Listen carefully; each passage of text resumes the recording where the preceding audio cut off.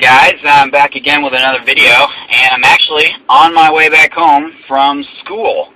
But I kind of wanted to record a video, in the light screen, about my thoughts, and of course this is why I always record a video.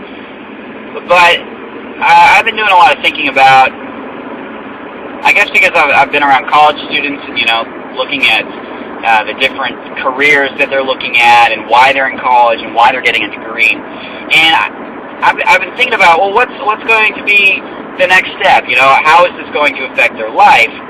And while I definitely believe that a college education is very important, especially in society today and in this generation,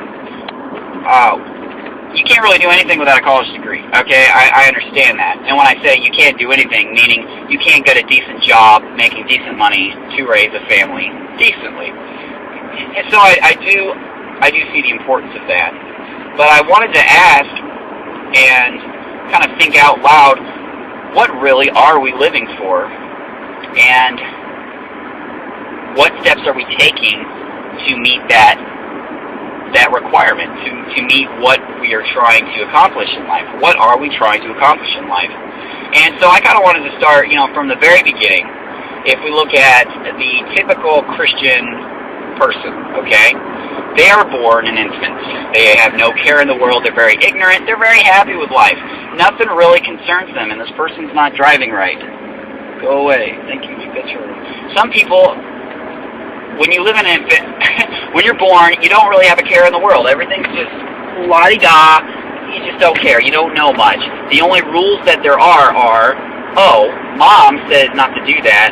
I don't want to get spanked, and I don't want her to yell at me, so I'm not going to do that. That's basically how we live our life. We live according to these rules and regulations. And then we'll jump ahead a few years. You turn 8 years old. By the time you're 8 years old, you're starting to get the idea that some things are very right and some things are very wrong. Lying is a bad thing.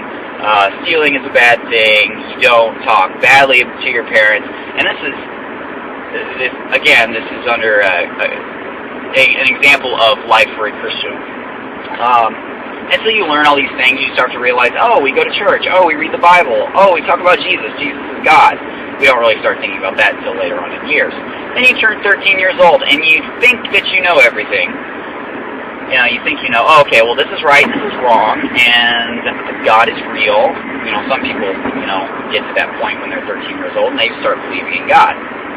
And by that point, you're starting to realize that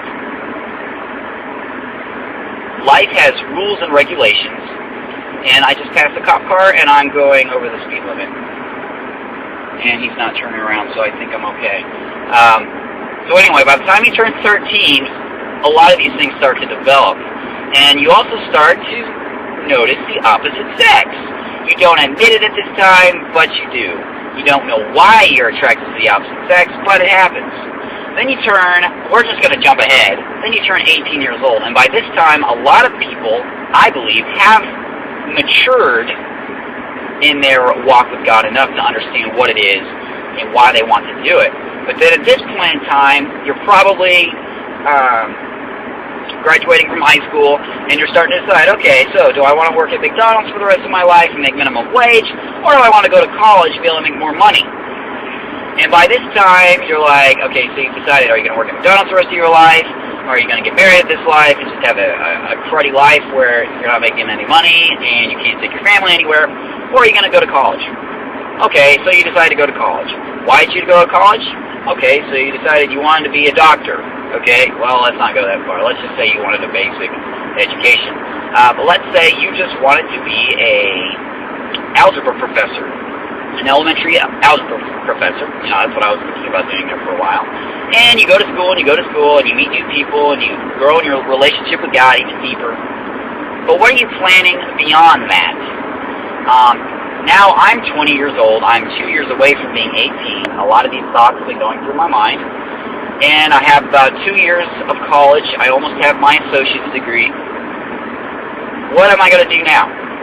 And I feel like I've thought ahead way too far, and I'm wanting to just jump out into life. But this is a good time. I think this is when a lot of us ask the question, what do we really want to do with our lives?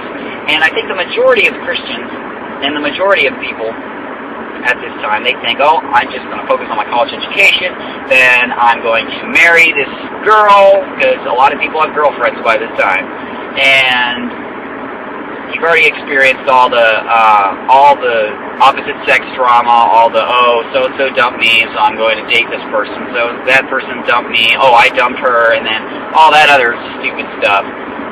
And the only goal that we have is, I'm going to get married, I'm going to have a family. And then we don't think beyond that. That's what everybody does, though. You know, there's nothing wrong with that lifestyle, but let's move on. Okay, so you turn 25. You finally graduated, you got a great job, you bought a house, you got married, and you have your first child, and he's 6 months old, okay? Great. Then what? And I think this is where a lot of people's goals stop. And they're done. They're like, okay, I'm just going to grow old now. Okay, so let's move on. Then you turn 35 years old. And your kids are growing up, you're dealing with your kids' drama now, they're going through the same thing you were going through when you were 13 and 18 years old. It's just stressful. Maybe you want to be 35, you can be more like 40. Okay, so then you turn 50 years old. And if all goes well, you're still married to this wife that you fell in love with when you were 20 years old, and you're still going strong. And by this time, your kids have moved out, and they're starting to go through all that drama again, and they're getting married, and they're having kids. So you're getting ready to be a grandfather. It's awesome, right? Okay. What are you doing at this time? Oh, well, by the time you turn 60 years old, you probably retired. Retired to do what? It's like, what are you going to do with your life then? Hang out with your grandkids 2 times a month, or however many times it is? And that's like the thought process that I'm going through. Okay, and then you turn 80 years old. You're basically about to die. Your life is just about over, and a lot of people die before they turn 80 years old. What have you accomplished? If you make it to 80 years old, and you had a family, you had a great paying job, you retired, and you had great grandkids, what then? What's going to be the next step? Well, you're going to die. We don't really think about that one much. We think about heaven and we think about hell, about our own life. But then, what about other people? And I think we very rarely think about other people in this life. We very rarely think about their problems and their stresses. And I'm looking at my situation in life now. I still have at least 2 years of college left to get my bachelor's degree, and I'm looking in the direction of psychology now. But what's the point? You know, if I decide to keep on going to school, or if I don't decide to keep going on to school, what's the point if I am successful, and I do get married, and I do have kids, and I end up raising a great family, and I just go through all these steps to being a good Christian old man who dies and goes to heaven? Okay, going to heaven is the ultimate. The end is where we begin. I love that TFK song, The End is Where We Begin. I'm always harping on that song. I love that song because it's so true. But surely there's something else that we can do with our lives.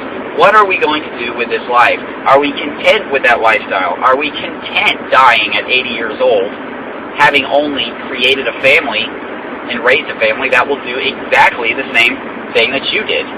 What is your family going to do? They're going to do the exact same thing. They're going to go through your same steps, and the only thing that they're going to obtain in life and to actually do in life is they're going to raise a family, and they're going to go to college, and they're going to go to college. They're going to raise a family. They're going to retire, and then they're going to die. So, is there something else in life that's worth pursuing? Is there something else that is important to us that keeps us here on this earth? What makes life worth living? And if I died in a car accident right now, if I just drove off the road and died, would I have missed anything? Would I have missed out on anything? Because the only thing I would have obtained if I continued living in this normal Christian lifestyle, I simply would have created new people to do the exact same meaningless thing that I did. And maybe that's kind of a pessimistic way to look at it, but it is like drowning me. I mean, it's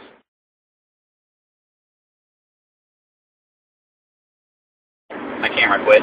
So it's very distressing to me. Is that the way that I want to keep on living my life? And honestly, I think there's something more that we can do. And I think that it revolves around other people beyond ourselves. And this can go into ministry, but I have so many different opinions on how ministry should be done. People call things ministry, and it's not ministry. It's just making a bunch of noise in Jesus' name. And yes, we should celebrate in Jesus, but you know, what is ministry without love? What is ministry without reaching out to other people? What is the point if we aren't helping other people? Because if getting to the kingdom, in this case heaven, is so important and that's the only thing that's worth living for, then why don't we try to help other people get to this kingdom and just bomb it and just do it and live this life to its max potential and helping others reach the kingdom.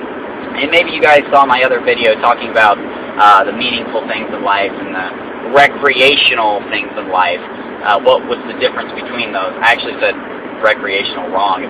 I was saying recreational, it's actually recreational. Kind of funny. But anyway, I kind of talked about that, and that can kind of be the sequel to this video.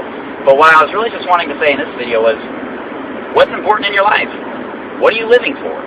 What the heck? Why do you even go on if you don't have a passion in another area? And I personally believe that the only passion that has any meaning and substance in life is helping other people. And I think that's what the Bible was talking about when he was talking about being a living... So why is that school bus driving over there?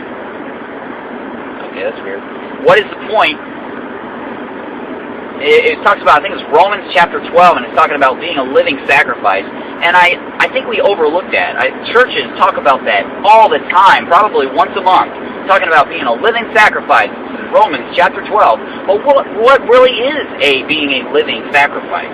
And I think being a living sacrifice is simply saying, oh, I'm totally done with this world. I'm totally done with my life. I want to move on, and I want to do what Jesus wants me to do. And if you look at Matthew chapter 22, verse 37 through 40, and I quote that all the time, what did he say to do?